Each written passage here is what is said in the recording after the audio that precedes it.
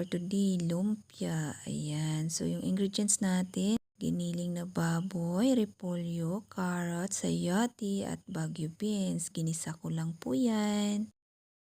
Ito naman po yung ating lumpiang wrapper. Nabibili ko lang po yan sa palengke, guys. Ayan, so pagkatapos ko ginisa yung ating mga ingredients, nilagay ko lang po siya sa lumpia wrapper at finold. O diba, tingnan nyo lang yung ginawa ko. Ang bilis lang gumawa ng lumpia. Ito na yung mga nagawa natin, guys. At hindi lang po yan, marami po yan. So, ready na po yan for frying. Tara guys, at magprito na tayo. Ayan. Oh, ito na. Tantaran. Luto na ang ating lumpia.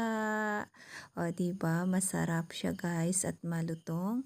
Kung gusto nyo rin gumawa, gayahin nyo lang po ito. Bye! Thank you for watching.